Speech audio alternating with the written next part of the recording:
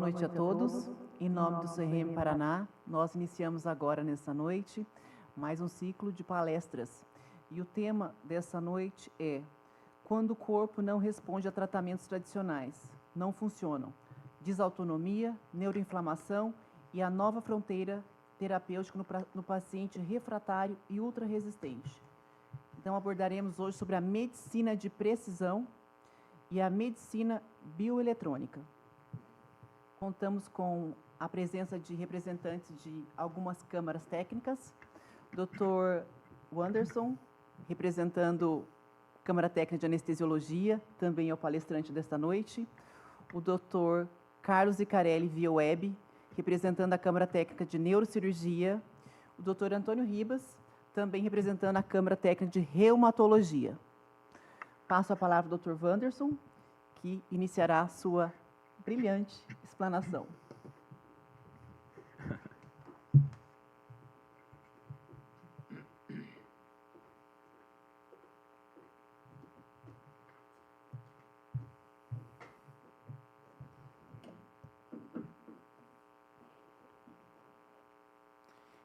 Primeiramente, quero agradecer a Deus, né, por estar aqui hoje, né?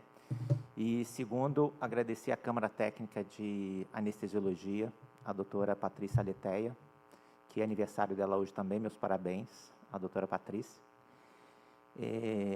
Agradecer também à Câmara Técnica de Neurocirurgia, com o Dr. Carlos Icarelli coordenando, que é onde nós nos unimos hoje para realizar essa mesa redonda, onde a Câmara Técnica de Anestesiologia se uniu com a Câmara Técnica de Neurocirurgia para falar sobre um assunto muito importante hoje. Agradeço também à Câmara Técnica de Psiquiatria, onde quem coordena é a doutora Andressa, e também a Câmara Técnica de Reumatologia, que quem coordena é o Dr. Ribas. O objetivo da união dessa Câmara Técnica é mostrar a importância da união médica em certos assuntos. E o assunto que nós vamos falar hoje são assuntos de doenças refratárias a tratamento, que, mesmo com a atuação clínica e atuação cirúrgica, alguns pacientes não responderam ao tratamento e a necessidade da neurocirurgia entrar, porque onde ocorre realmente o tratamento dessas pessoas, não com a medicina tradicional, que a gente está acostumado todos os dias, mas com, hoje, a medicina bioeletrônica, e também a medicina de precisão. Então, hoje, eu vou estar falando aqui sobre esses assuntos. No apontamento aqui da palestra, está divulgando, eles mencionam a questão da desautonomia, neuroinflamação, mas é mais amplo o assunto, e eu vou estar apresentando aqui para vocês hoje. Eu sou Wanderson de Carvalho, meu conflito de interesse é que eu trabalho com a área de medicina de precisão, também a gente indica a questão da medicina bioeletrônica, alguns pacientes que há necessidade. O nosso foco é trabalhar com apenas pacientes refratários a tratamentos, que passaram pela psiquiatria, fizeram todos os tipos de tratamento e são refratários. Passaram pela reumatologia, que são refratários, e neurologia, refratários, e a gente, junto com a Câmara Técnica de Neurocirurgia, a gente passa esses conhecimentos hoje aqui. Tá? Vou contar o motivo porque eu estou aqui hoje. E a gente sempre tem um motivo, uma história para contar, e começou isso em setembro de 2019, antes da pandemia. Um psiquiatra, né, me ligou e queria uma reunião comigo. Ele foi até a nossa clínica, lá na WMC, e ele mencionou: olha, Anderson, eu preciso de uma ajuda sua. Eu falei assim: você, psiquiatra, precisa de uma ajuda de um anestesista, né? Nossa, o que você precisa que eu possa te ajudar, né? Um anestesista ajudando um psiquiatra. Não, na realidade, eu estou com 2 jovens refratárias a tratamento, já fizemos todos os tipos de tratamento, não responde. Isso foi em 2019. E nós descobrimos que existe um anestésico que trata alguns pacientes refratários a tratamento medicamentoso da anestesiologia, da psiquiatria. E aí ele falou que o medicamento era cetamina. Eu olhei para ele e falei assim, meu Deus, mas não falei assim diretamente com ele. Eu já trato com cetamina há 20 anos e nunca ouvi falar que cetamina usaria em psiquiatria, né? Aí ele comentou, estou com 2 pessoas jovens, estão querendo suicídio, e presas dentro de um quarto, a gente não pode nem liberar essa paciente com risco de suicídio, e um anestésico chamado cetamina faz esse tratamento. Eu olhei assim, achei que fosse tipo uma picaretagem. Falei assim, eu não vou fazer isso porque eu trabalho com isso há 20 anos, nunca ouvi falar sobre isso. Eu ouvi falar sobre dor crônica, sobre dor no pós-operatório, mas depressão refratária a tratamento eu nunca tinha escutado. Aí ele falou que, olha, eu tenho 24 artigos aqui para você dar uma olhada e ver se você pode me ajudar com essas 2 jovens. Aí, tudo bem, eu olhei, né? Passou, falei, ó, vou pensar. E depois eu disse para ele que iria retornar depois. Mas eu pensando assim, eu falei assim, eu não vou fazer isso, né? Mas um dia depois, uma colega médica, anestesista, veio conversar comigo e falou assim, o Wanderson, um médico psiquiatra entrou em contato com você, que fui eu que passei o seu contato com ele para te ligar. E ele falou de uma jovem que tem depressão. Aí ela simplesmente, eu cheguei e falei assim, não, falou de 2 jovens. Uma dessas jovens é minha irmã. E essa anestesista trabalhava comigo e eu não tinha como negar esse tratamento. Foi quando eu peguei os 24 artigos, fui ler e realmente vi que tinha alguma coisa relacionada a isso. De lá para cá, de 2019 para cá, a gente se especializou em fazer esse tratamento, realmente melhora, mas a gente viu que o tratamento com cetamina só melhora até, no máximo, 80% dos pacientes. E o que mais me inquietou de lá para cá é como é que a gente faz com os 20% que não são tratáveis, que são refratários à cetamina, né? E também refratários à eletroconvulsoterapia. Por causa disso, eu acabei me aprofundando nos estudos para entender por que um paciente fica depressivo, na área científica, né? E como a gente pode tratar esses pacientes. Foi aí que eu descobri sobre a medicina de precisão e a medicina bioeletrônica, e é disso que a gente vai falar hoje, e a relação inflamatória que existe relacionado a essas questões. Então, primeiramente aqui, deixa eu ver opa,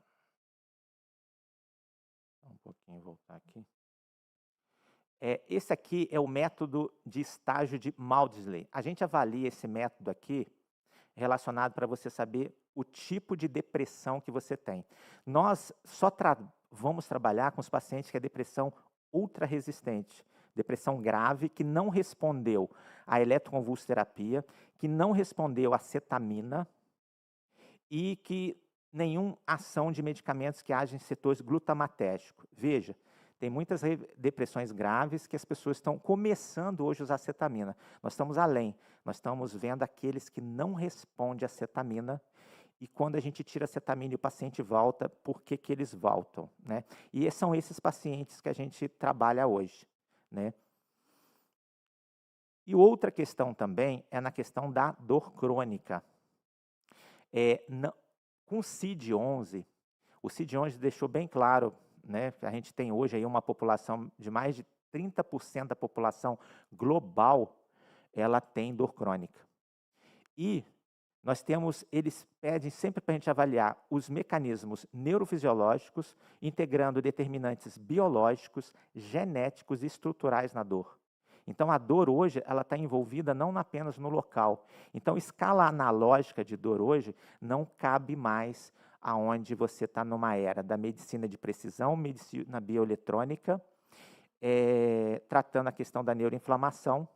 Então, hoje, exigem mais do médico. Então, o CID-11 exige mais do médico, muito além de tratar dor focado só nas escalas analógicas de dor. Eles querem saber o porquê que o paciente está com dor crônica e por que não responde. Então, assim, trazendo hoje o panorama do Brasil, enquanto no mundo nós temos 30% da população com dor crônica, aqui no Brasil nós temos um índice aí de 45% de pacientes com dor crônica. E o que chama mais atenção aqui, relacionado à ansiedade e depressão, é que pacientes jovens hoje estão aumentando cada vez mais o índice de depressão. Então, são 15% dos pacientes hoje têm depressão. Isso relacionado a 10%, a 11% de ansiedades, são pacientes de idades mais avançadas. Uma outra coisa que nos chama a atenção também é o efeito aqui a nível do uso de álcool, que cada vez mais pessoas, por uma questão de anestesia, uma questão assim de relaxamento, aumentou o número o consumo de álcool de uma forma mais intensa. E nos estudos mostram que as mulheres e profissionais de alta performance estão tendo esse tipo de comportamento. Mas o que nós chamamos a atenção aqui hoje é um assunto que a gente fala sobre a hipermobilidade. Chama hipermobilidade articular. De uma anomalia biomecânica isolada para um transtorno sistêmico do tecido conjuntivo. O que nós vamos falar aqui hoje, um assunto que nós vamos falar aqui hoje é sobre a variação genética do colágeno, que vem ocorrendo e causando alguns impactos na sociedade. Então, dentro dessa epidemiologia, etiologia da hipermobilidade, nós temos aí uma prevalência global de 10 a 20% da população tem hipermobilidade. E isso nos chama a atenção por umas certas questões. Aqui nós temos uma representação de aqui como se fosse um colágeno normal e um colágeno hipermóvel que nós mencionamos. Então, no paciente com hipermobilidade, ele tem uma variação genética que torna o colágeno excessivamente maleável. E você tem uma perda da firmeza estrutural em todos os tecidos conjuntivos. Ele diz, em todos os tecidos conjuntivos, quando nós temos pacientes com essa hipermobilidade. E isso gera uma consequência envolvendo doenças refratárias a tratamento. Então, hoje aqui, a gente mostra que o paciente tem um espectro dessa hipermobilidade. Desde um paciente, tem um gatinho aqui miando, que eles estão tentando achar um gatinho que entrou aqui na plateia. Pegaram um gatinho aqui, por isso que o miauzinho aqui. Mas vamos continuar que já levaram o gatinho para fora aqui da plateia. Então, existe esse ecossistema que é onde você tem uma hipermobilidade assintomática, com mobilidade com ausência de lesão e sem impacto sistêmico, porém, podendo causar problemas em tecido conjuntivo. Nós temos um transtorno do espectro da hipermobilidade aqui, onde você tem a frouxidão, tá? Você tem sintomas físicos crônicos e lesões frequentes, que você percebe a lesão, e você tem impacto sistêmico moderado, sem fechar critérios graves, né? Que a gente coloca esse meio termo da hipermobilidade. E tem a hipermobilidade clássica, né? Que é a do Danlos, hipermóvel, onde você tem lesões mais crônicas, mais graves, envolvendo dor crônica refratária, mas não é dessa hipermobilidade que nós estamos falando. Nós estamos falando daquela hipermobilidade que aparentemente é sintomática e que está dentro de um outro espectro aqui também. Então, o eixo físico, né, colágeno e neurodivergência. Esse paciente que envolve aí de 10 a 20% da população, e a gente está presente, chegando nos nossos consultórios, pacientes com hipermobilidade têm 7 vezes mais chances, né, de desenvolver autismo e TDAH. A propriocepção falha devido ao colágeno frouxo E o cérebro do neurodivergente entra em hipervigilância crônica para compensar a instabilidade física. Por que a gente está mencionando aqui o neurodivergente? Porque a gente vem percebendo também que algumas alterações dos pacientes refratários, crônicos a tratamentos, os neurodivergentes também estão envolvidos. O que nós trazemos aqui é, quando um paciente tem essa hipermobilidade alterada, com uma alteração de colágeno, eu desenvolvo um paciente com uma facilidade a ter alterações gastrointestinais, até hérnia de refluxo, gastrite, né, e desbiose intestinal com alteração da permeabilidade a nível intestinal. Esses pacientes têm facilidade para ter a desautonomia do sistema nervoso autônomo, simpático, parasimpático, com disfunção do sistema parasimpático do nervo vago, e também uma facilidade de desenvolver nessas pessoas neuroinflamação, depressão refratária. E o que é mais grave, o que a gente vem percebendo, aparecendo em nossos pacientes, é essa questão aqui da síndrome mastocitária, da ativação mastocitária. Quando nós unimos essas 5 alterações aqui, a gente cai em um paciente altamente resistente a tratamento convencional e que desafia os tratamentos nos dias de hoje. Então, o nosso objetivo aqui é trazer a informação hoje sobre essas alterações que estão tendo hoje nas pessoas, síndrome da ativação mastocitária, intestino com alteração de permeabilidade intestinal, alteração de colágeno, essa síndrome da desautonomia e a questão da neuroinflamação. Então, pacientes não têm 10 doenças psiquiátricas e físicas isoladas. A gente quer mostrar que ele possui um único ecossistema imunológico, neurológico e estrutural desregulado. A medicina de precisão e a biologia de sistemas exigem o tratamento simultâneo e também do intestino, dos mastócitos e da inflamação sistêmica. Que reconhecer e tratar a sobreposição direta entre colágeno, desautonomia, neurodivergência, altera estruturalmente o prognóstico mental e físico de cada paciente. Mas a pergunta é, como fazer isso hoje, né? Então, eu tenho que trazer para vocês aqui alguns conceitos que não se falam, mas que a ciência moderna já vem trazendo. Um deles é o expossoma. O expossoma moderno. O que seria o expossoma? É quando você tem vários fatores reunidos ao mesmo tempo, desencadeando certos tipos de patologias, certos tipos de doenças.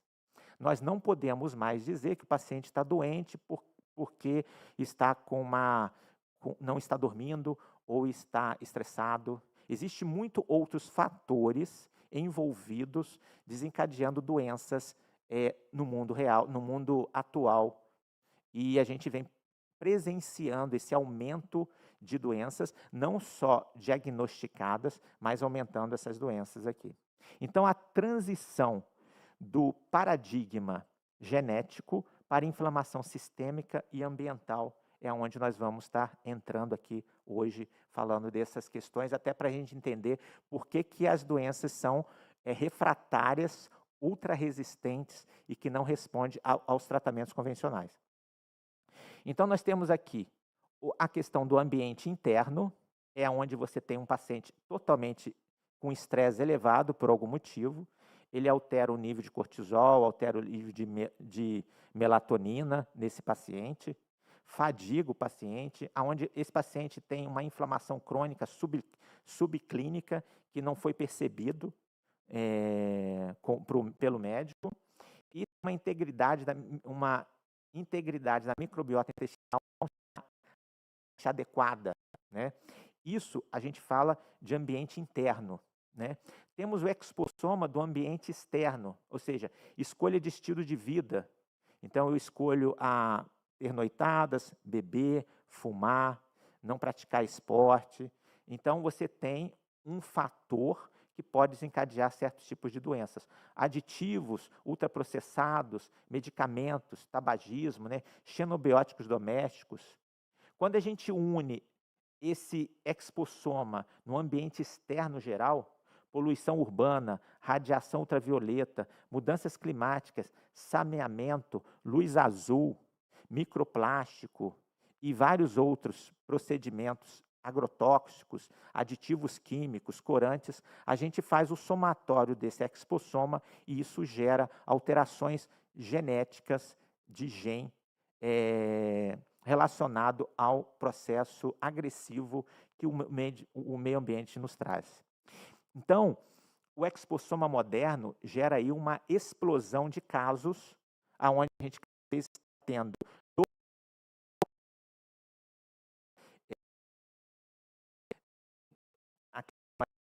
depressão refratária a tratamento, inclusive acetamina e eletroconvulsoterapia, coisas que não eram comum no passado e hoje está ficando muito comum. Então aí nós temos, como nós falamos, dieta, né, dieta ocidental, né, que destrói a barreira epitelial, que leva brutalmente, né, à endotoxemia sistêmica, sobrecarga sensorial, esgotamento autônomo crônico do cérebro, desses neurodivergentes frente a telas, né? A questão do Covid-19 explodiu, depressão, ansiedade, né? E também hoje mostra o envolvimento de vírus afetando o processo inflamatório no nosso corpo. Com isso, você cria uma rota de inflamação, de ativação inflamatória, que você tem a saturação do microbioma, geralmente com essa desbiose, desses ultraprocessados, afetando também a mitocôndria, com poluição e xenobióticos, microplásticos, metais pesados, e também a quebra do ritmo circadiano, luz artificial, estresse. O que a gente vem percebendo hoje? Principalmente nas crianças hoje, a gente vem percebendo um quadro bem grave de comprometimento em cada vez crianças menores e afetando os nossos jovens e as pessoas que caem hoje no dia a dia para o trabalho. Então, nós temos aí uma quebra da homeostasia a nível orgânico. Com isso, você desencadeia aí um processo, né, de um mapa de impacto clínico sistêmico. Então, nós temos neuroinflamação, nós temos doenças autoimunes aumentando, nós temos síndromes metabólicas sendo alteradas e doenças inflamatórias intestinais também subindo de uma forma intensa também. Então, o que nós queremos estar trazendo aqui hoje são alguns conhecimentos redefinindo sobre uma redefinição da origem da doença. Então, nós temos aí, no passado, a gente achava que a doença crônica refratária estava envolvida com a área genética. Hoje, o presente, a gente já sabe que não, que existe um bombardeio externo, ou seja, esse expossoma é enorme, é extenso, e desencadeia várias ações a nível de gene, a nível de mitocôndria, a nível celular, que desencadeia várias questões inflamatórias e gera doenças refratárias a tratamento. Então, aqui, a própria clínica Mayo, personalizada. Na medicina de precisão, ela abandona o empirismo da solução única e a prática clínica passa a analisar a variabilidade biológica para entregar o tratamento certo ao paciente certo, no momento certo. Isso exatamente está pedindo no CID-11. Ele já fala sobre isso. O CID-11 já fala sobre esse assunto. Então, nós vamos avaliar as questões genéticas, farmacogenética, farmacogenômica, meio ambiente, vamos avaliar estilo de vida e todas essas questões que envolvem aí o expossoma, envolve essas doenças neuroinflamatórias. Hoje já é possível você falar sobre medicina de precisão com inteligência artificial, com wearables, com a parte farmacogenômica, farmacogenética, microbioma, metabolômica. E isso já está se fazendo em grandes centros para você investigar realmente o que o paciente tem. Os biomarcadores, né? E tudo isso a gente pode jogar em uma avaliação e conseguir dados que no consultório comum a gente não conseguiria fazer isso num relatório comum avaliando, e hoje é possível já fazer isso. Então, no cenário prático, por exemplo, de resposta farmacológica na depressão, por exemplo, hoje a gente tem, dentro de uma medicina de precisão, a gente pode fazer solicitar um exame de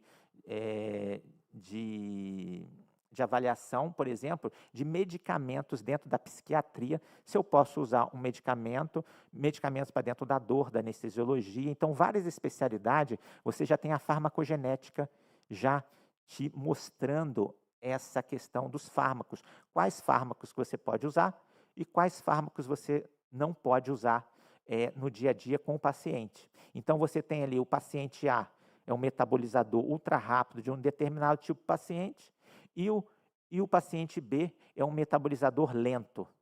Ou seja, se o paciente é metabolizador ultra rápido, a gente pode ter nesse paciente uma resposta subterapêutica. Ou seja, o paciente não responder àquela concentração de medicamento que a gente deu no paciente, que estava acostumado a dar num outro paciente. Da mesma forma, a gente tem aqui um paciente onde a metabolização é lenta. Então, eu poderia dar um anti-inflamatório no paciente com metabolização lenta, ele poderia fazer um excesso de acumular muito esse medicamento na corrente sanguínea e desencadear, por exemplo, uma úlcera perfurada. O mesmo a gente pode perceber aqui, num metabolizador rápido, um exemplo, um paciente que usa clopidogrel, eu acho que eu dando uma quantidade X de clopidogrel, eu vou proteger esse paciente do stent dele, que eu estou fazendo aqui um exame aqui na hemodinâmica, e de repente esse paciente hipercoagula no intraoperatório. E eu dei aquela concentração que estava comum dar em todos os outros pacientes, porém esse paciente é um metabolizador rápido. Se esse paciente tivesse essa listagem de medicamentos, o que é rápido, o que é lento, na mão do médico, ele ia poder dizer, olha, vamos ter que usar mais clopidogrel para esse paciente aqui. Isso é medicina de falar também uma parte da medicina de precisão. Então o futuro é a personalização baseada em evidências. Essa medicina de precisão. Então, medicina de precisão consolida-se não apenas como uma promessa tecnológica, mas como um novo padrão ouro para uma segurança e eficácia clínica, a segurança do paciente. Um outro conceito que a gente traz aqui, tá, é biobanco. Biobanco não é hemobanco. Às vezes a gente faz, aqui em Curitiba tem um hemobanco que chama biobanco. Biobanco é um local aonde você tem como fazer com que o futuro da medicina de precisão seja altamente de alta evidência científica. Então, dentro de um biobanco, você tem uma infraestrutura ética, científica, para decodificar a individualidade biológica de cada paciente. Hoje, por exemplo, num biobanco, eu posso escolher um sangue de um paciente e presenciar células tumorais circulantes sem o paciente saber que tem um câncer presente. Existe esse biobanco hoje no Brasil? Já existe. Biocor, por exemplo, no HCOR, existe um biobanco que se estuda. Isso já estuda problemas, doenças cardiológicas, doenças, a área de oncologia. Então, já existe isso hoje. Então, o que nós estamos trazendo aqui hoje já existe. Então, dentro de uma estrutura de um biobanco, anatomia de um biobanco institucional, você tem o acervo biológico, coleção sistematizada de tecido, plasma, célula, DNA, sob rigorosos padrões de integridade molecular. Hoje eu posso armazenar um gene, né, uma estrutura de efeitos colaterais, tira o paciente do seu dia a dia, onde você poderia fazer um tratamento personalizado do paciente. Então, hoje, vou voltar aqui, hoje há uma estatística populacional e falhas terapêuticas em casos complexos. Já na medicina de precisão, a previsibilidade baseada na assinatura biológica única do paciente. Então, condições refratárias não exigem mais tentativas. Exige o mapeamento exato, viabilizado por dados biológicos de longo prazo. Então, você associar a medicina de precisão com as ações do biobanco é a melhor técnica. Então, hoje nós temos a lente da refratariedade, então hoje nós estamos falando em refratariedade, a tratamento, né, e a farmacogenômica, nós temos como decodificar a dor crônica e os transtornos de humor. Então, dentro de um biobanco, pacientes refratários não são falhas clínicas, eles possuem vias metabólicas e assinaturas genômicas similares.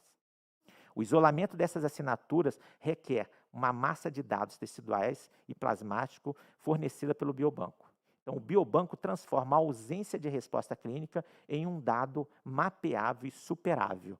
E hoje já se pode fazer isso. Tá? Aqui eu entro dentro de um assunto que também eu quero trazer o conceito para vocês, que é a medicina bioeletrônica. Isso aqui faz parte da palestra do Dr. Zicarelli, que estaria aqui com a gente hoje, mas ele pediu para mim passar essa palestra junto com a minha, porque ele teve que ficar na cidade dele, porque existe uma equipe dos Estados Unidos na área de cirurgia robótica, de neurocirurgia robótica, estava presente lá em Londrina e ele não pôde estar conosco hoje porque a equipe está lá. Então, o doutor Zicarelli me deixou eu falar sobre esse assunto e me deu essa responsabilidade. É um louco, né? Mas vamos tentar passar aqui as informações da medicina bioeletrônica e a importância da medicina bioeletrônica na refratariedade hoje. Então, é uma nova fronteira da medicina digital. Então, nós temos modulação neuronal, que faz a medicina bioeletrônica, intervenções direcionadas e o futuro tratamento de doenças refratárias. Então, medicina bioeletrônica não trata a questão química, ela trata a parte elétrica, são elétrons. Você trata o paciente com elétrons, com estimulação elétrica. Então, existe hoje tecnologia de ler se o nervo está doente ou não está doente, se ele está emitindo substâncias adequadas, se não está emitindo, e você pode modular. Tá? Dentro do novo paradigma da bioeletricidade, né, você tem todas as funções fisiológicas, o batimento cardíaco, o processamento da dor, são mediados por impulsos elétricos. Então, a medicina bioeletrônica decifra a linguagem dos nervos. Vou te dar um exemplo de medicina bioeletrônica, que todo mundo conhece, mas não sabia esse termo, medicina bioeletrônica. O marca-passo cardíaco faz parte da medicina bioeletrônica. O CDI, que faz uma cardioversão, eu estou no restaurante, comendo com a minha família, e de repente eu tenho uma arritmia, e meu próprio desfibrilador interno, que está dentro de mim, me dá uma carga de uma cardioversão, e não me deixa morrer com a minha família ali na frente. Isso é um exemplo de medicina bioeletrônica. Estimulador de nervo periférico também é exemplo de medicina bioeletrônica. Aqui nós temos um exemplo de medicina bioeletrônica que o próprio Dr. Zicarelli, Carlos Zicarelli, como neurocirurgião, ele implanta nos pacientes. São pacientes que têm doença de Parkinson, doença de tremor essencial, distonia, hoje chama o DBS, estimulação cerebral profunda. Isso é um exemplo de medicina bioeletrônica. Então, aquilo que o paciente não responde com a doença de Parkinson, o tremor é muito intenso, os remédios não funcionam, esse DBS é capaz de você diminuir o tremor do paciente, a rigidez do paciente, ativando uma área do núcleo subtalâmico do globo pálido interno. Então, é um exemplo de medicina bioeletrônica. Então, eles fazem emissão de pulsos elétricos direcionados que bloqueiam os sinais motores disfuncionais, restaurando a fluidez do movimento com extrema precisão.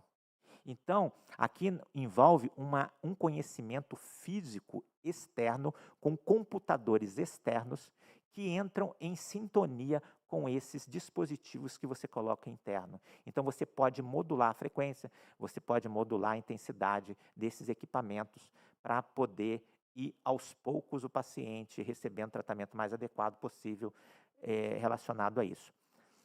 Outra questão de um exemplo de medicina bioeletrônica são os neuroestimuladores espinhais, por exemplo, quando a pessoa tem uma dor crônica severa, nada funciona, você pode entrar com um estimulador, né, desse estimulador a nível de coluna e o paciente ter melhoras nessa região. E aqui hoje a gente entra com um estimulador que a gente vai estar falando aqui, que é estimulação do nervo vago implantável. É invasivo, é implantável, aonde você, bem na região cervical, você disseca o nervo vago e você, como se coloca um emaranhado de estruturas ali, como se fossem uns araminhos. E esse nervo vago, esse dispositivo que é implantável na região aqui subclavicular aqui também, é como se fosse um marca-passo, ele tem condições hoje de tratar depressão maior refratária a tratamento, ele tem condição de tratar epilepsia, né, resistente a fármacos, e hoje o FDA já foi liberado aqui no Brasil, acho que a Anvisa ainda não liberou, mas o FDA americano já liberou o uso do estimulador de nervo vago para artrite reumatoide refratária a tratamento. E as pesquisas são vastas. Então, hoje, você tem pesquisas de fase 2 com estimulador de nervo vago, trabalhando na área para tratar colite, retocolite ulcerativa, doença de Crohn, simplesmente com eletro. Em vez de você usar imunomoduladores, que às vezes o paciente não consegue comprar, o convênio não libera, e aí às vezes é muito caro, você pode usar um estimulador de nervo, vago, estimulando o nervo vago a nível intestinal, a nível visceral, fazendo liberação de acetilcolina nesses terminais e impedindo, bloqueando a ação inflamatória das citocinas que são liberadas por mastócitos. E é aqui que entra a nossa apresentação hoje, que vem tratar como a gente vai tratar essa refratariedade. Mas agora a gente tem que entender por que essa refratariedade ocorre. Quando o paciente é diagnosticado que ele não é tão grave, que você pode tentar essa estimulação de nervo vago não invasivo, então você tem estimulação de nervo vago invasivo, que você pode ter efeito colateral, você pode ter infecção, você pode ter dor, o paciente pode ter alguns sinais e sintomas no pós-operatório, e isso não ser muito legal. Então, aqueles pacientes que estão naquele borderline, que estão graves, mas não são ultra resistentes, você pode usar estimulador de nervo vago periférico. Tem estimulação auricular do nervo vago, que é o AVNS. Então, você instala ele na região da orelha e aqui você estimula o nervo vago.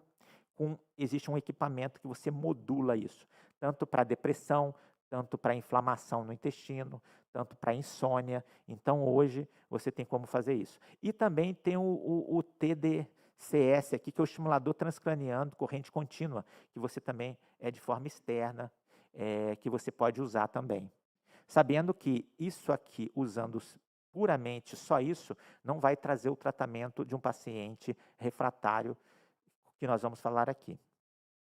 Então, hoje, por exemplo, já é comum hoje você usar para terapia sinérgica em depressão severa, refratária a tratamento, a cetamina junto com a bioeletrônica com estimulador de nervo vago. Por quê? Com a nossa experiência, desde 2019, a gente percebeu que a cetamina melhora alguns pacientes, os pacientes têm melhora, mas quando você vai retirando, desmamando os pacientes, quando você coloca um intervalo uma vez por mês, a infusão de cetamina, os pacientes que são inflamados, que têm processo inflamatório, eles começam a voltar os seus sintomas anteriores. E aí você volta à frequência da cetamina novamente. E isso, o que a gente percebe? Se você manter esse paciente tomando cetamina uma vez por semana durante um ano, você pode desencadear dependência química no paciente, você pode desencadear lesão de bexiga no paciente, e aí você tem que evitar. A cetamina é um resgate, não é para usar uso contínuo, quando muita gente está pensando por aí. Então, a gente tem hoje as medicinas de precisão, que você pode trabalhar o motivo do paciente ir levar a depressão ultra-resistente, e tirar esse paciente desse estado ultra-resistente e ter o estimulador de nervo vago, às vezes implantável, aonde você consegue retirar a dependência do paciente de cetamina. Não é porque ele está dependente totalmente de cetamina, porque ele volta a ficar inflamado, volta a ter neuroinflamação, volta a ter lesão a nível intestinal, permeabilidade intestinal, isso desencadeia um quadro resistente, ultra resistente a tratamento.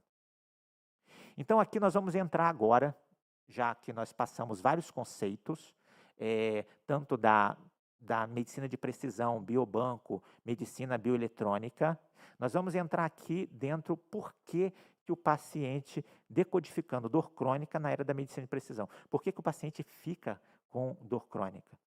E também, por que o paciente fica com depressão refratária a tratamento, que não responde a tratamento. É aqui que a gente tem que entender, porque para você saber indicar quem você indica, quem você não indica para um tratamento dentro da medicina bioeletrônica. E a medicina de precisão traz isso para a gente. Então, nós transtornos mentais refratários, como falhas sistêmicas imunológicas e estruturais. O CID-11 já fala sobre isso. Então, aqui nós temos aqui, hoje, a biologia de sistema. O CID-11 já diz que existe, né? Não é que o CID-11 diz, mas existe hoje, aquilo que a gente falou, da hipermobilidade, do processo, nós temos a síndrome de comorbidade multissistêmica, é o que está acontecendo nessas doenças refratárias. Desafia diagnóstico isolado. O corpo é um ecossistema único, não tem como. Se o psiquiatra está tratando um paciente e esse paciente não está respondendo ao tratamento, ele tem que saber que existem esses outros modelos de medicina hoje evoluídos, para que, se ele não souber, ele possa encaminhar para quem sabe. Porque hoje, o que acontece? Se um paciente souber que aquele psiquiatra sabia do tratamento, não encaminhou, ele pode receber um processo trabalhista, um processo na área médica, por exemplo, por negligência ali, por exemplo. Porque assim, ele sabia que poderia ser encaminhado para uma outra especialidade, porque tinha outro tratamento, e o psiquiatra não encaminhou. O mesmo com o reumatologista, o mesmo com o gastroenterologista.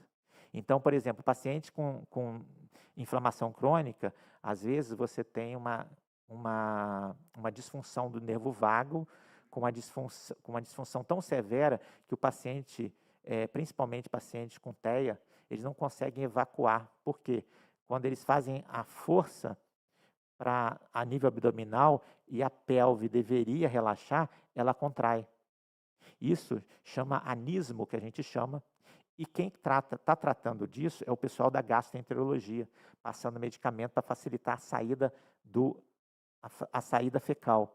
E isso está desencadeado. Só que esse paciente não está apenas com esse problema. Ele está com TEA, está com TDAH, está com dor crônica, está com vários outros sintomas dentro dessa síndrome de comorbidade multissistêmica.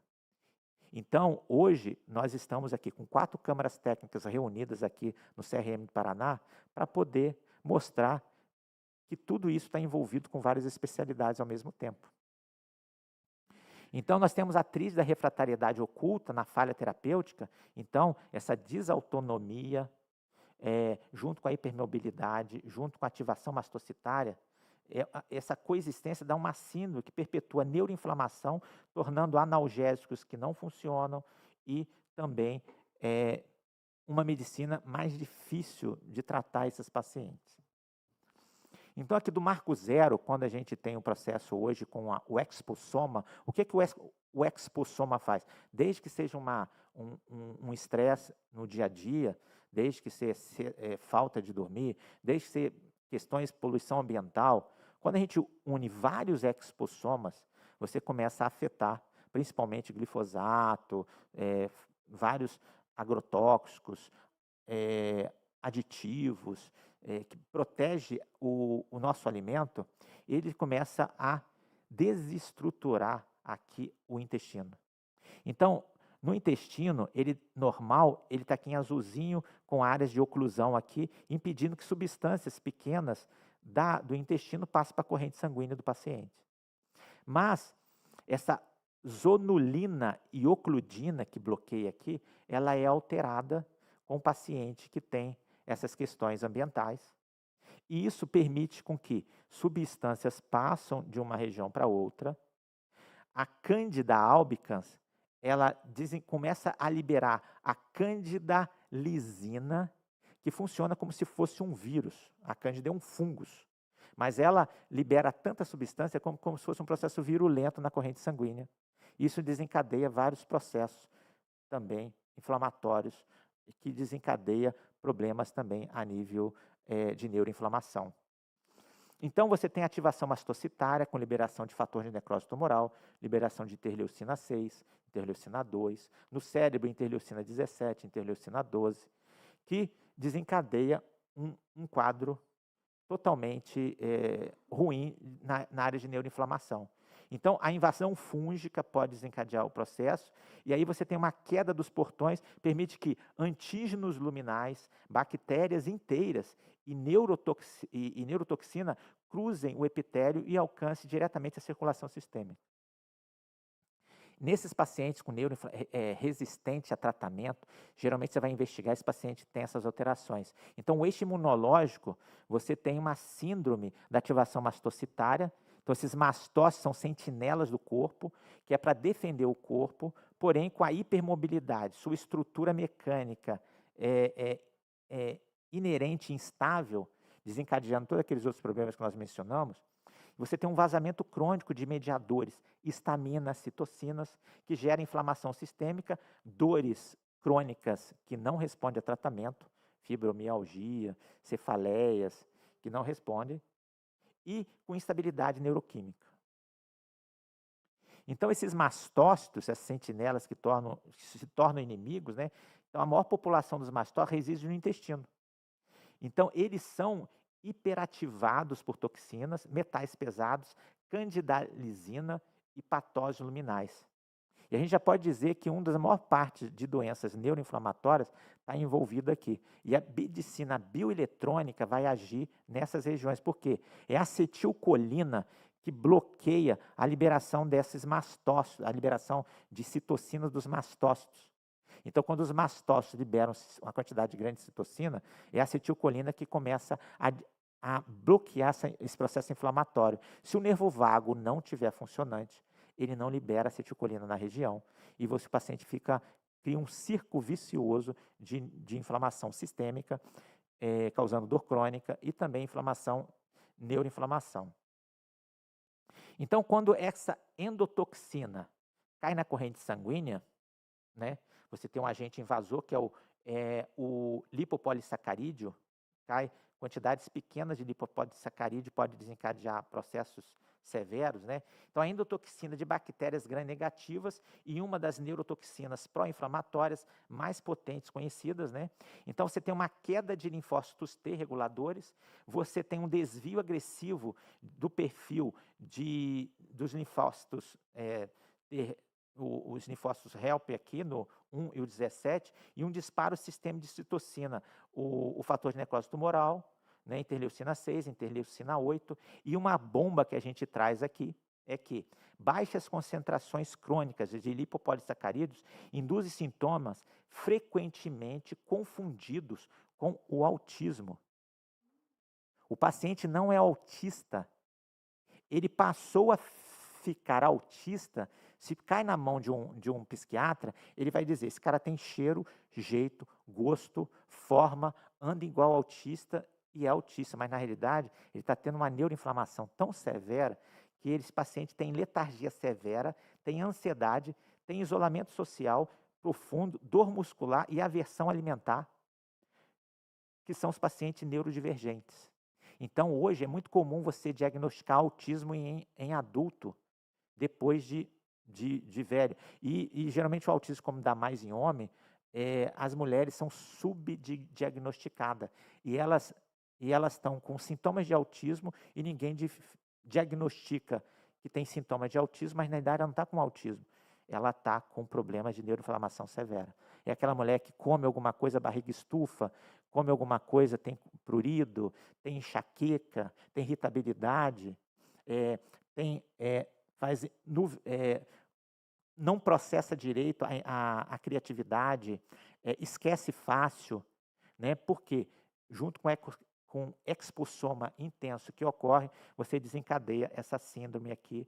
Então, o médico psiquiatra, o neurologista, vai ter que saber fazer diagnóstico diferencial, o que é autismo real e o que é neuroinflamação. Uma outra questão aqui, no eixo do intestino-cérebro e a endotoxina, a disbiose reduz a produção de ácidos graxos de cadeia curta, que é o butirato. A barreira intestinal cede esse vazamento de lípido, cai na corrente sanguínea e ele faz desativação desse nervo vago. Afeta a função do nervo vago. Então, é um círculo vicioso. Quanto mais inflamação, mais disfunção vagal, menos liberação de acetilcolina, mais inflamação. Se a gente não frear isso, o paciente não melhora. Então, não é o estimulador de nervo vago que você vai ativar, não é a medicina de precisão, você tem que saber o que está acontecendo com o paciente, que tipo de inflamação. Então, um exemplo aqui, que é o eixo autônomo, desautonomia, né? Então, o paciente que tem essas ações, o paciente ele pode ter taquicardia, ele levanta e tem uma taquicardia, uma ansiedade intensa. E às vezes o paciente é diagnosticado com ansiedade, com taquicardia, sai com escitalopram e um bloqueador, um beta-bloqueador, porque o paciente está desencadeando taquicardia por causa da ansiedade. E, na verdade, esse paciente tem uma desautonomia do sistema nervoso autônomo, tem hipótese. Então, você tem que fazer diagnóstico de hipótese nesse paciente. E o sintoma de hipótese não é a ansiedade que gerou taquicardia, simplesmente é uma desautonomia. Tem que fazer diagnóstico diferencial. Aqui nós temos a micróglia ativada, é o fogo no cérebro, que a gente fala. Aqui nós temos uma micróglia normal, uma função fisiológica normal. Tá? A micróglia é um macrófago que reside no sistema nervoso. Ele tem uma função de proteger o neurônio, nutrir o neurônio, carrega uma grande quantidade de glutamato dentro dela. Quando ela é atingida, ela libera uma grande concentração de glutamato e ela, em vez de proteger o neurônio, ela começa a atacar o neurônio. E aí você começa a ter uma neuroinflamação com destruição de rede de conectividade neural. É por isso que a cetamina ela tem uma ação muito rápida, porque ela tem uma ação de bloquear canais de glutamato que ativam a destruição. Então ela vai lá e bloqueia. Então o paciente melhora muito rápido, mas se você, com o tempo, você vai tirando a acetamina novamente, porque você não vai deixar usando de forma contínua, o paciente volta a inflamar novamente. E volta a ter todos os sintomas, aqueles sintomas que o autista tem, né? Que o paciente tem. Qual que é o sintoma do paciente depressivo? Perda de sono, fadiga crônica, criatividade reduzida, e o paciente fica o quê? Toma remédio para dormir, toma um Venvance para conseguir acordar, manter o dia, e isso vira um ciclo vicioso, porque você não tratou a inflamação, você tratou um sintoma. Então, a gente tem que saber o que está acontecendo realmente com o paciente. Então, dentro desse impacto aqui do cerebral, você tem a piroptose microglial. Então, citocinas passam direto na corrente sanguínea, na barreira hematocefálica. A barreira hematocefálica é alterada e aí você ativa essa micróglia cerebral e ela libera citocina 17 interleucina 17 no cérebro, causa neuroinflamação severa. Uma outra coisa importante, uma outra questão importante aqui é o sequestro do triptofano. Quando você ativa esse processo inflamatório, você impede a produção de triptofano produzir serotonina. Então, o paciente começa a produzir ácido quinolínico. E esse ácido quinolínico, ele tem um potencial enorme de fazer neuroinflamação. E aí não adianta você dar antidepressivo, porque os inibidores de melhora da recaptação de serotonina, ele não vai funcionar porque você não tem serotonina circulante.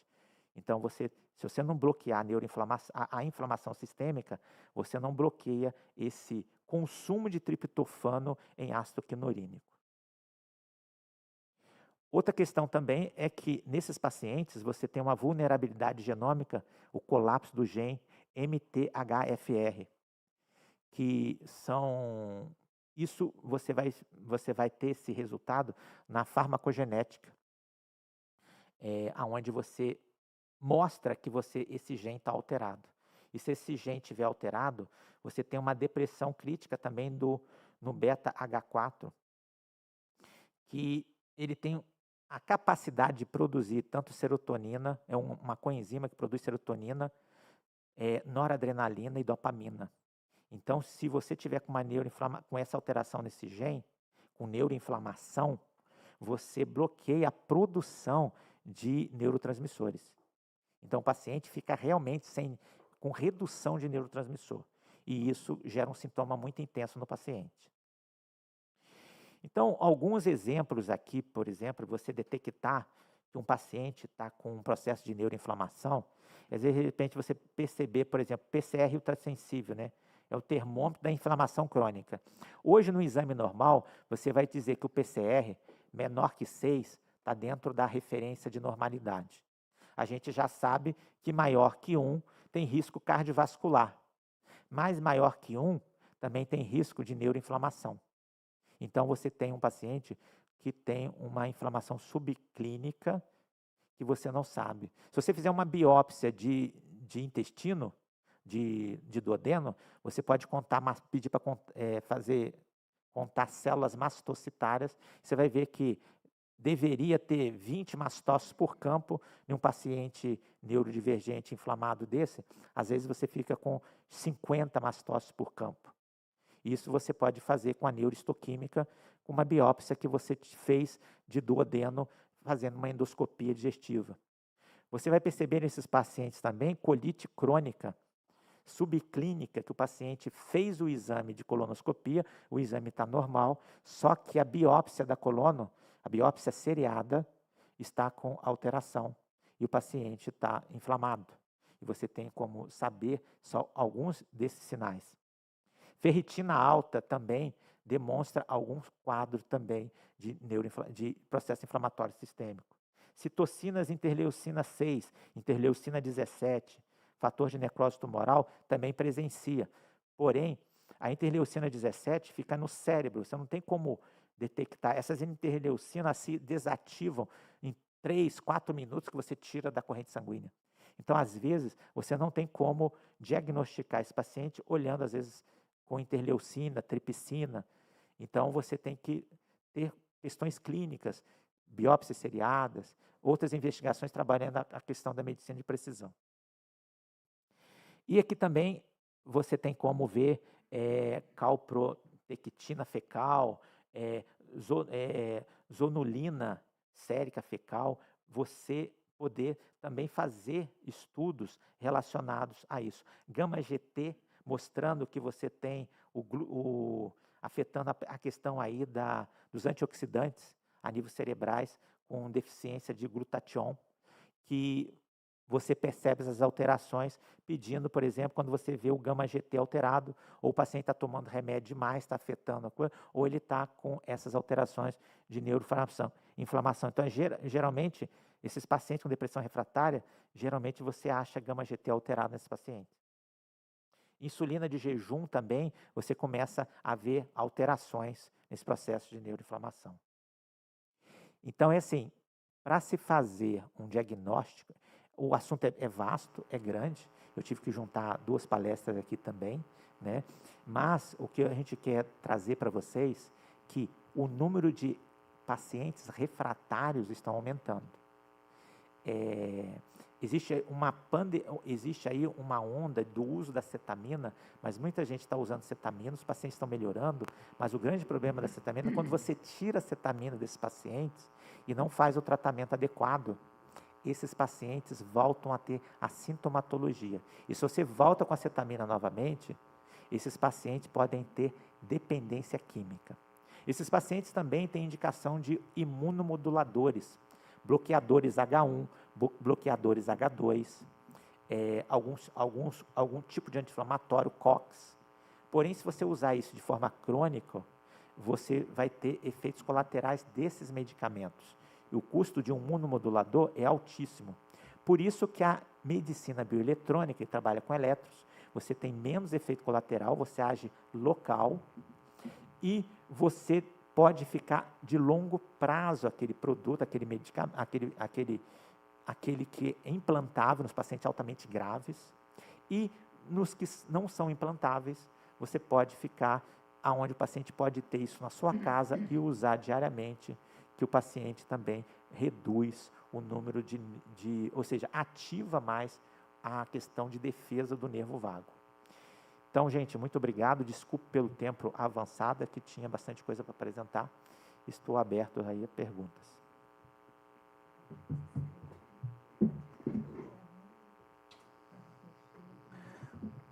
Muito obrigada, Dr. Wanderson.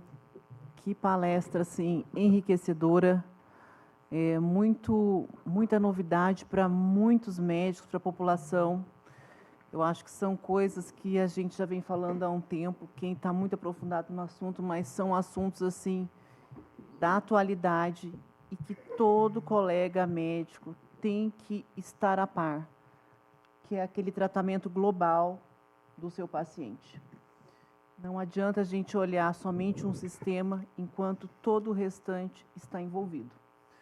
Parabéns mesmo, e já aproveito e agradeço aqui a presença de alguns espectadores do Paraná, do Ceará, do Rio Grande do Sul, algumas universidades assim presentes, da Federal do Paraná, Federal de Pelotas, da Evangélica.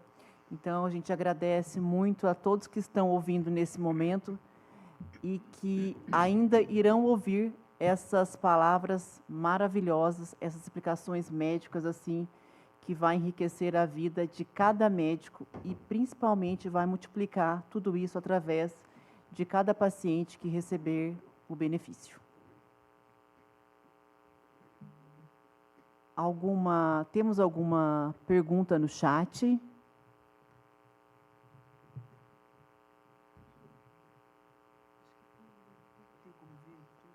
Consigo ver aqui. Pode ser. Quer ficar aqui?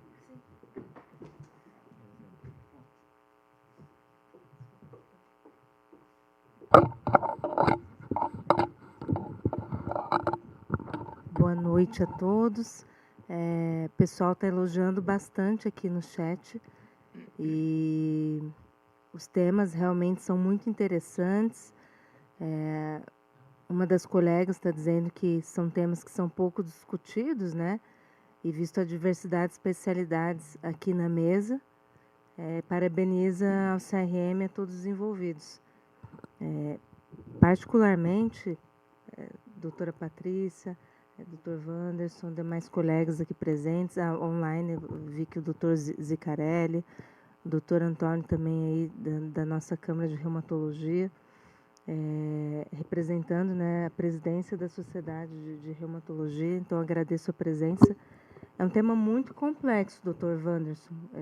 Você ministrou essa aula, sim? Acho que está. Acho que está. Estão escutando, né?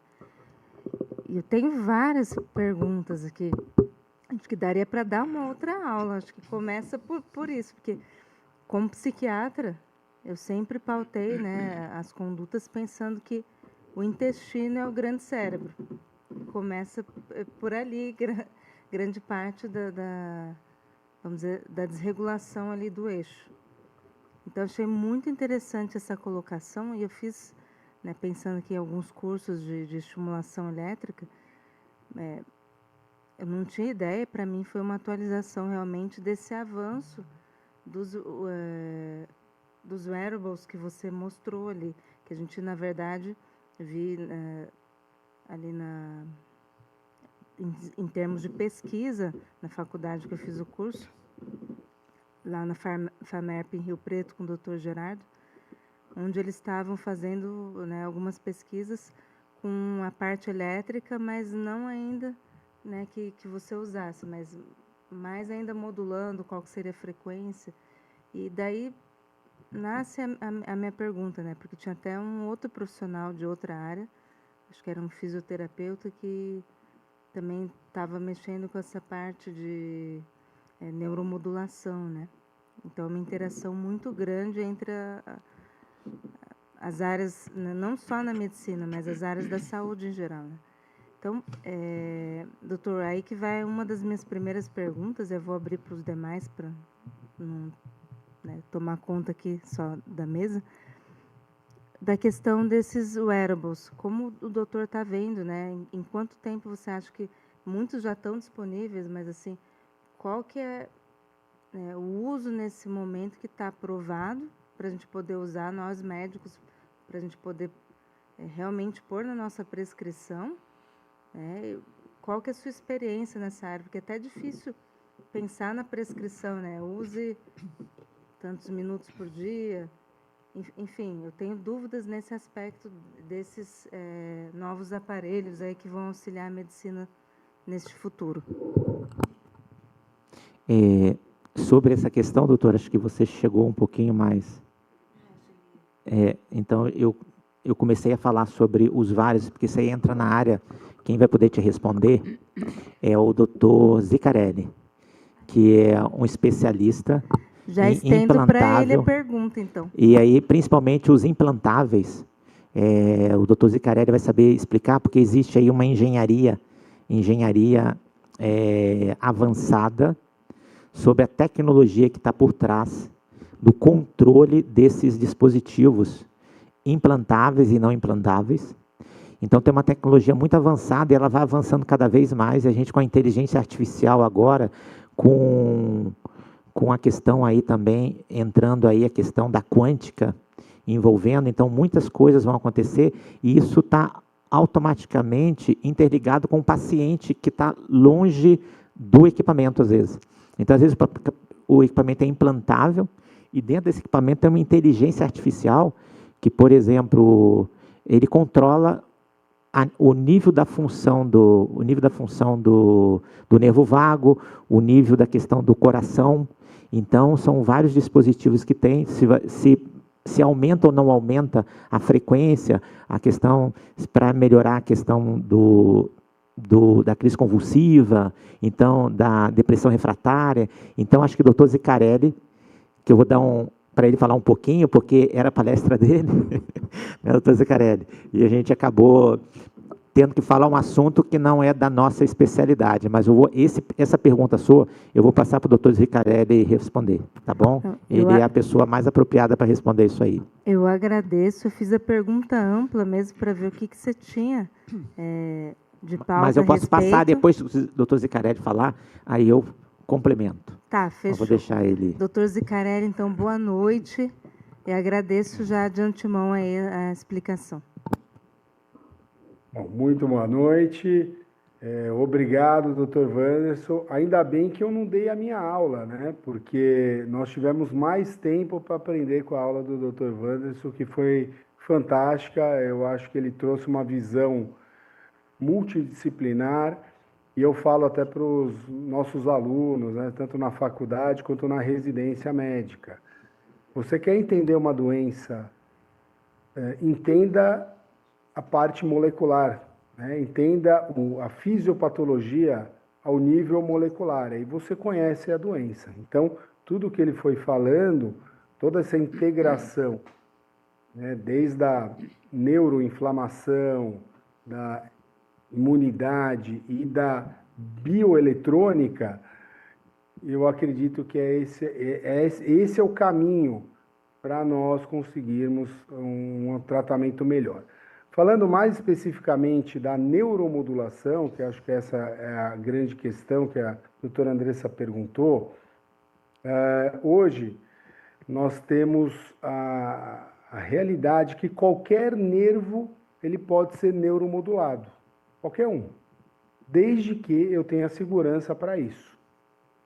Então, a estimulação elétrica, né, que a gente pode fazer hoje por transcutânea, o TDCS, ou o estimulador transmagnético, hoje nós utilizamos isso como um pré-teste para entender se esse paciente com estímulo pontual, seja no córtex motor, ou como o Dr. Wanderson mostrou, auricular aqui, para eu tentar estimular o nervo vago de uma forma percutânea, esse paciente pode me apresentar uma resposta, e essa resposta, ela pode ser pontual, às vezes não tão duradoura, ela pode ser limitada, essa resposta, mas ela traz para a gente um valor preditivo que esse paciente, através de uma neuromodulação contínua, ou que a gente chama de invasiva, na verdade é minimamente invasiva,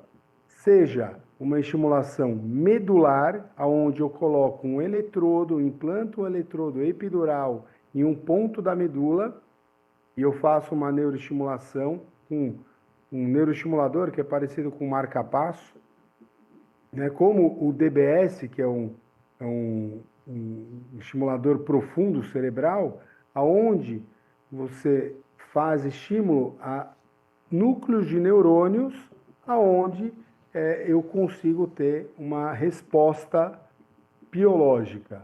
E nós acreditamos nessa integração, viu, Dr. Wanderson? Na integração de que qualquer célula estimulada, qualquer neurônio que eu estimulo, ele tem uma comunicação com outros neurônios. Então, você citou aqui na sua palestra, que eu achei muito interessante, a questão da hipermobilidade. Nós sabemos que existem neurônios nos ligamentos. Então, o ligamento, ele é repleto de neurônios sensitivos, né? Então, quando você tem essa hipermobilidade, você tem uma alteração ali, né? Ele citou também a questão da epigenética total, né? O indivíduo, ele não nasce geneticamente predisposto a ter aquilo. Eu acredito que o meio ambiente altera o DNA, realmente por fatores inflamatórios, né? Neuroinflamatórios. Então, eu acredito que essa integração, esse é o real conhecimento de uma doença, quando você tem, por exemplo, um paciente com fibromialgia. Acho que o doutor Antônio deve ter muita experiência também com pacientes fibromiálgicos, depois ele pode comentar para nós. Mas esse paciente, ele acaba ficando num limbo. Por quê? Ele vai no ortopedista, fala que da parte dele não é nada. Vai no neuro, fala que da parte dele também não tem nada. Ele vai para o psiquiatra, que ajuda numa questão dos sintomas, né, associados. E aí, como que é feito o diagnóstico desse paciente se a gente não entender a via molecular, né? Então, o Dr. Wanderson mostrou muito bem que esse paciente ele pode ter uma intervenção, né? Qual intervenção?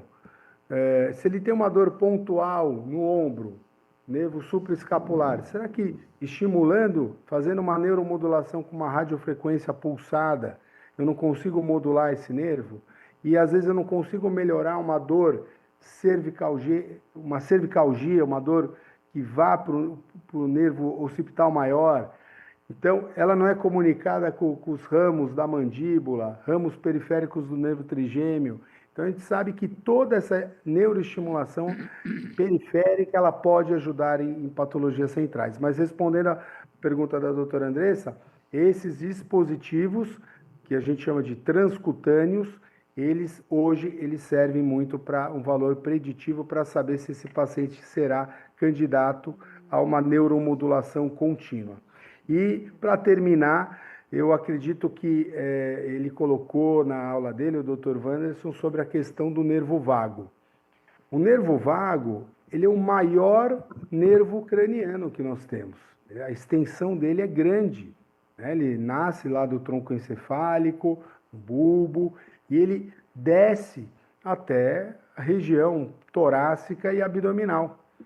Então, faz todo sentido pensar em estimular esse nervo através de um eletrodo que seca, né, na região cervical aqui, e coloca-se um eletrodo em volta desse nervo vago, e aí com um neuroestimulador a gente consegue mudar a frequência dele, melhorando grande parte, né, de patologias, como ele colocou bem, como artrite reumatoide, doença de Crohn.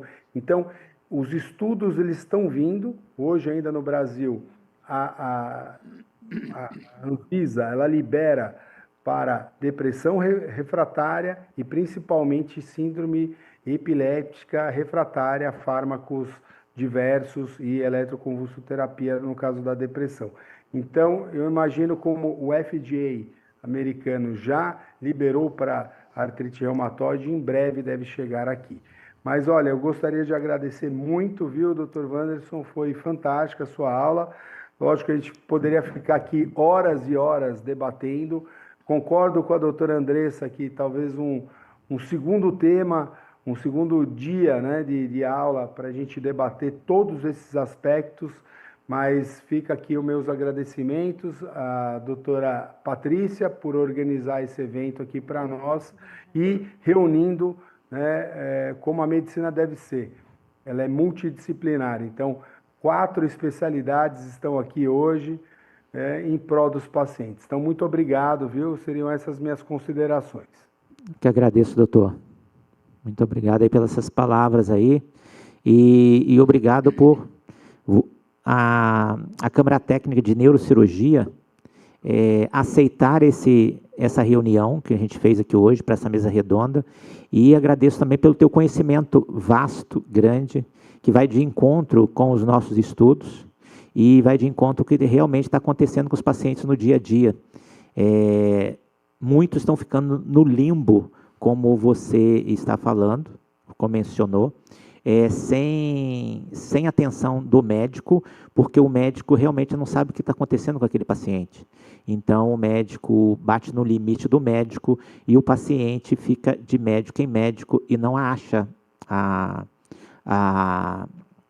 o diagnóstico e, às vezes, muitos médicos mandam esse paciente para o psiquiatra.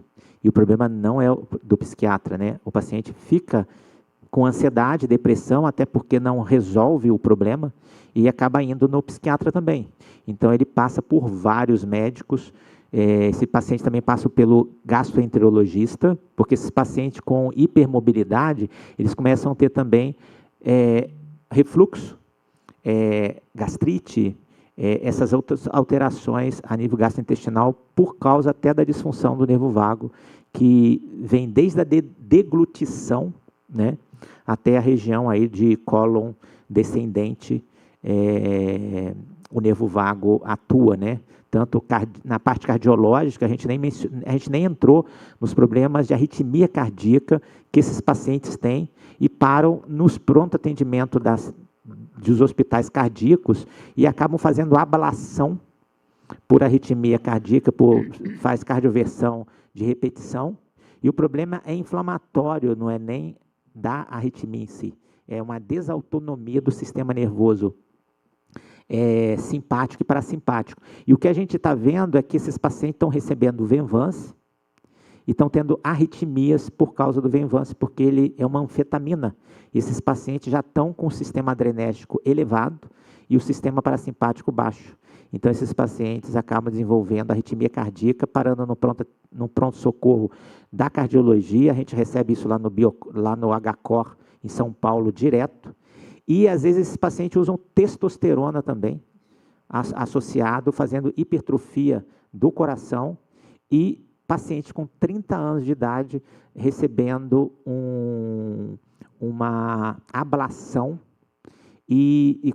Aí, quando você vai ver, ele melhorou a arritmia, e com o tempo a arritmia volta, e às vezes ele começa a ter outros problemas inflamatórios que envolvem a parte intestinal, e outros problemas de depressão grave, refratária, e é uma síndrome que está ocorrendo, e a gente percebe que isso ocorre mais em pacientes com TDAH, com TEA, e onde vários pacientes estão recebendo diagnóstico no dia a dia hoje.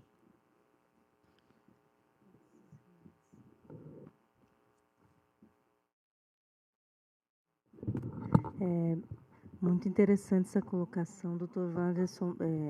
Igualmente, agradeço ao doutor Zicarelli e faço as honras à sua palestra, em nome também do CRM. E como psiquiatra, eu estava aqui refletindo em voz alta, né, sobre o TDAH, o TEA, mas realmente é uma crítica construtiva essa, porque é algo que a gente vê no consultório, né? Os remédios, muitas vezes, eles aceleram demais aquele paciente que já é acelerado. E aí você traz a explicação de uma forma assim, ao mesmo tempo que é simples, é muito complexo. E eu acho que a gente tem que voltar esse olhar realmente e fazer mais um evento como esse, trazendo as outras especialidades. E aqui fica uma pergunta, na verdade, eu queria escutar um pouco o doutor Antônio, porque é uma coisa que eu sempre vi no ambulatório onde eu trabalhei por anos. Eu trabalhava com 2 reumatologistas, e a questão da fibromialgia. Então, eu queria, assim, uma opinião sua sobre como as brilhantes aulas, né, de hoje puderam te tocar e a visão da Reumato sobre esse aspecto. Boa noite a todos. Gostaria de agradecer pelo convite para estar aqui e conversar um pouquinho sobre esse assunto. Esse é um assunto relativamente novo, para mim, pelo menos, né? Nós temos alguns colegas reumatologistas que já fazem neuromodulação, mas principalmente na questão de dor crônica, que é esse assunto da fibromialgia, principalmente. Com o advento dessa nova legislação, colocando a fibromialgia como uma doença que considera o paciente como portador de deficiência, né? Pessoa com deficiência, né? PCD, enfim, os consultórios começaram a lotar em relação a isso. Até pacientes que não vinham já há muitos anos começaram a retornar, solicitando documentos e laudos e tudo mais em relação a isso. Na verdade, o que a gente vê muito nessa questão da dor crônica na fibromialgia, como é crônica, e alguns pacientes são bastante refratários, e talvez tenham até provavelmente terão até um benefício em relação a esses novos tratamentos, né? Eu imagino assim que o acesso talvez não seja tão fácil, né, para tudo isso, por causa de custos e tudo mais, mas eu acho que é uma proposta muito interessante. A neuromodulação já veio bastante para ficar, e tem muitos pacientes com fibromialgia que têm se beneficiado em relação a isso dentro da reumatologia. Quanto à artrite reumatoide, eu dizia para o Dr. Wanderson que eu não sabia que existia já alguma coisa relacionada com esses tratamentos desse tipo de medicina mais moderna e tudo mais, eletrônica, bioeletrônica e tal. Na reumatologia, a gente não tinha, eu pelo menos não tinha esse conhecimento em relação à artrite reumatoide. Talvez a nossa doença mais comum depois da osteoartrite, né, que é a artrose, a artrite reumatoide é bastante frequente nos consultórios, e grande parte dos pacientes se beneficia dos tratamentos com as drogas modificadoras e também com os imunobiológicos. Então, a reumatologia avançou muito nesses últimos 25 anos com o uso dos imunobiológicos, que funcionam nessas doenças, mas não em todas as doenças. Depois eu queria que o Dr. Wanderson comentasse sobre essas doenças mais difíceis da reumatologia, como a esclerodermia, por exemplo, que é bastante refratária a qualquer tipo de tratamento, uma doença uma doença que tem uma evolução bastante arrastada, mas bastante difícil, né? E que atinge vários órgãos do corpo. Mas voltando à artrite reumatoide, eu acho interessante esse processo. Nós temos muito poucos pacientes, pelo menos na minha clínica particular, que são refratários a tratamento, porque hoje nós temos já praticamente 10 tipos de biológicos já que a gente pode utilizar quando falha um, utiliza-se outro, e assim os pacientes vão indo. Mas, de qualquer forma, tem muitos pacientes realmente que não melhoram completamente, e talvez essa seja uma alternativa interessante. Quanto aos fibromialgicos, bom, esse é um problema sempre, né, porque na fibromialgia a gente tem doentes refratários que a gente não sabe se fazem efetivamente os tratamentos que devem fazer.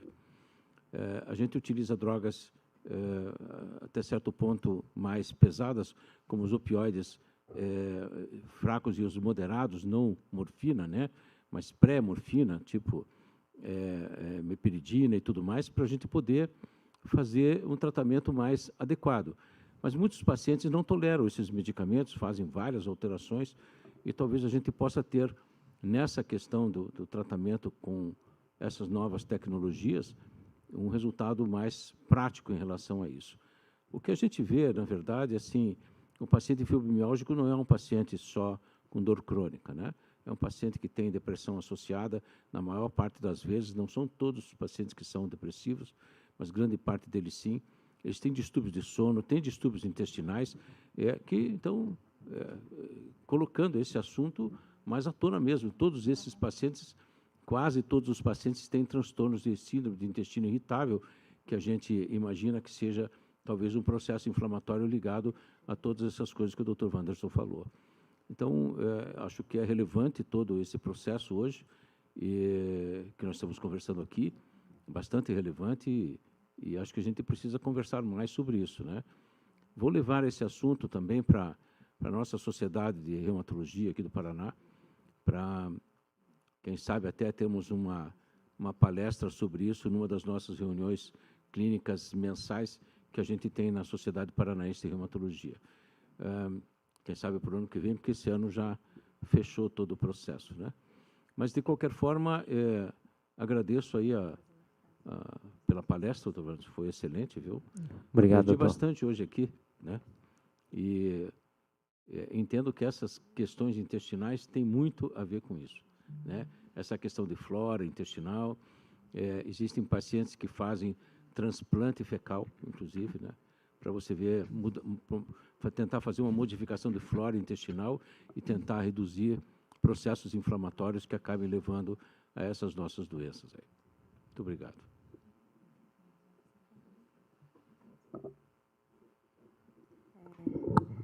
Então, eu queria agradecer, doutor Antônio, você colocou realmente aí um ponto. Eu acho que a gente vai ter que fazer um segundo evento.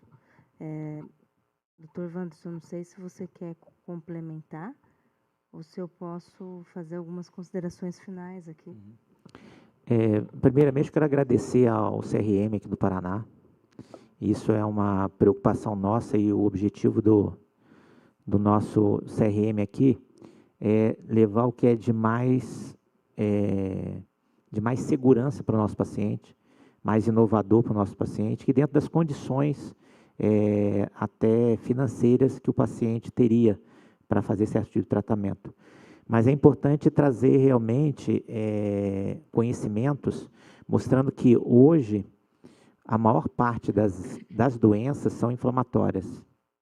E a maior parte das inflamações está relacionado com a globalização que a gente vem enfrentando, ou a questão do alimento que tem que ir bem distante, e a proteção desse alimento para não estragar, porque senão você pode matar milhões de pessoas em um tipo de alimento, né? Imagine que a gente tem um alimento que sai do Brasil, vai para a China, fica em containers, recebe calor, recebe de tudo, então ele precisa colocar química nesse alimento, física nesse alimento, e são esses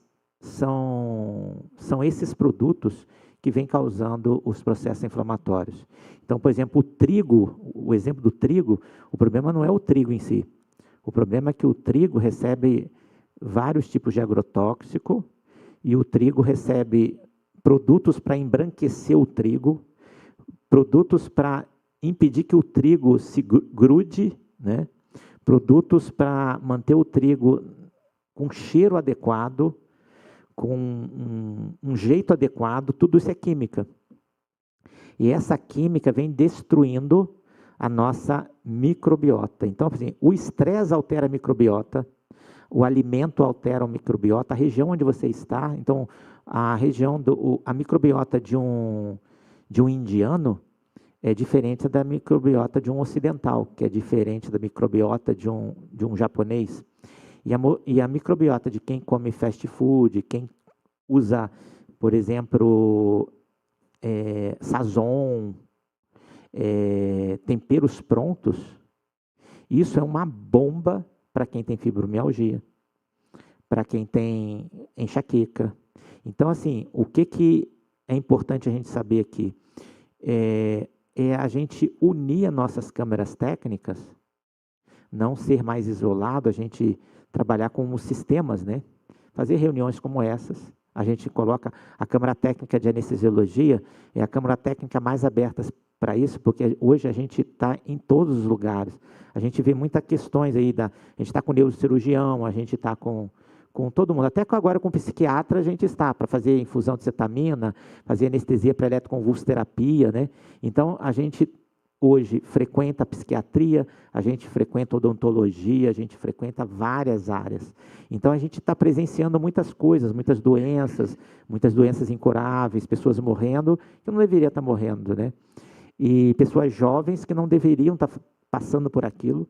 Então, é importante a gente trazer isso, a gente unir mais câmaras técnicas. Eu, por exemplo, aqui teria que ter a câmara técnica da proctologia, hoje, a câmara técnica da gastroenterologia, da nutrologia, deveria estar aqui hoje, mas a gente não tem nós não temos espaço e o tempo para poder fazer isso. Mas a gente pode, a gente criar de 4 em 4 câmaras técnicas, a gente fazer uma reunião de mesa redonda sobre o que está acontecendo no dia a dia.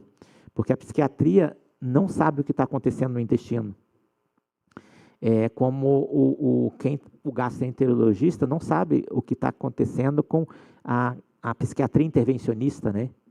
Que é as formatos. Então, se a gente conseguir usar as câmaras técnicas, eu agradeço aqui, hoje nós já fizemos palestra com a Câmara Técnica de Mastologia, o uso na área da oncologia, cetamina na oncologia. Então, hoje, lá no HCOR, em São Paulo, nós temos o biobanco, que não é um hemobanco, né, um biobanco de coleta de material para pesquisa para banco de pesquisa. Então, hoje você tem como personalizar a pesquisa de um paciente com o microbioma dele, saber se aquele microbioma é alterado ou não. Se foi alterado, a gente tem que entender, principalmente desses aditivos que estão sendo colocados no nosso alimento, o que está causando no nosso sistema imunológico e nessas doenças que estão surgindo. Como estão surgindo a medicina integrativa, colocando muito hormônio nos pacientes, eles têm que saber que hormônio pode causar hipertrofia ventricular e pode causar arritmia e morte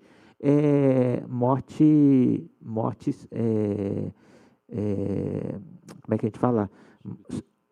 Súbita, morte súbita por arritmia num paciente. Simplesmente porque o cara da integrativa passou texto, a psiquiatria passou Venvance, né? E o psiquiatra não está sabendo que o Venvance vai causar arritmia no paciente.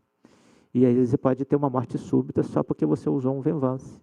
E o problema do paciente é inflamatório. Então, essas questões nós temos que estar trazendo aqui na nossa Câmara Técnica e conversar sobre isso e debater. O que não dá é para psiquiatria só se reunir com psiquiatria, reumatologia só se reunir com reumatologia. Isso aconteceu depois da Segunda Guerra Mundial. Porque antes da Primeira Guerra Mundial, da Segunda Guerra Mundial, físico se unia com químico, que se unia com psiquiatra. O psiquiatra sabia física quântica em 1900. Então, por exemplo, Jung era amigo de físicos quânticos. Então, eles viam o que estava acontecendo. Hoje nós nos isolamos. A gente não sabe o que está surgindo de novo.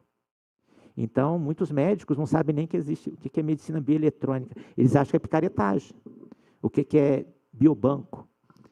O que um biobanco faz? O pessoal nunca acha que é hemobanco. Porque aqui em Curitiba tem um setor de hemobanco que chama biobanco. Tem um hemobanco, biobanco. Aí você acha... Eu falo isso porque eu cheguei lá no HCOR, a mulher me convidou para apresentar o biobanco. Eu achava que era um lugar de hemobanco. Ela começou a me mostrar um monte de tecnologia. Ela falou, mas isso tem dentro de um hemobanco? Né? Eu saí de lá pensando assim, gente, que vergonha. Eu não sabia que o que ela ia me mostrar era um biobanco. Depois que eu fui ver o que era um biobanco. Então, era um local de coleta de material. Então, hoje a gente sabe, por exemplo, colhe um exame de sangue, a gente sabe que as células tumorais circulantes, sem você saber que você tem um câncer in situ. Então, a medicina está muito avançada. E hoje a gente vai integrar tudo com a inteligência artificial. Então, o médico que não se unir um com o outro vai ficar para trás e vai causar muito mal ao paciente. E o paciente ele vai saber os melhores tratamentos na inteligência artificial.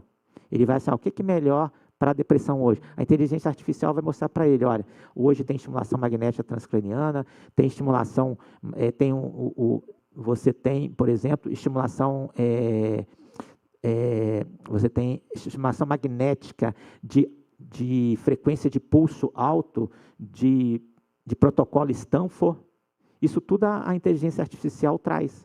E, às vezes, o próprio psiquiatra, às vezes, se ele não estiver atento, o paciente vai trazer o diagnóstico para o psiquiatra. Né?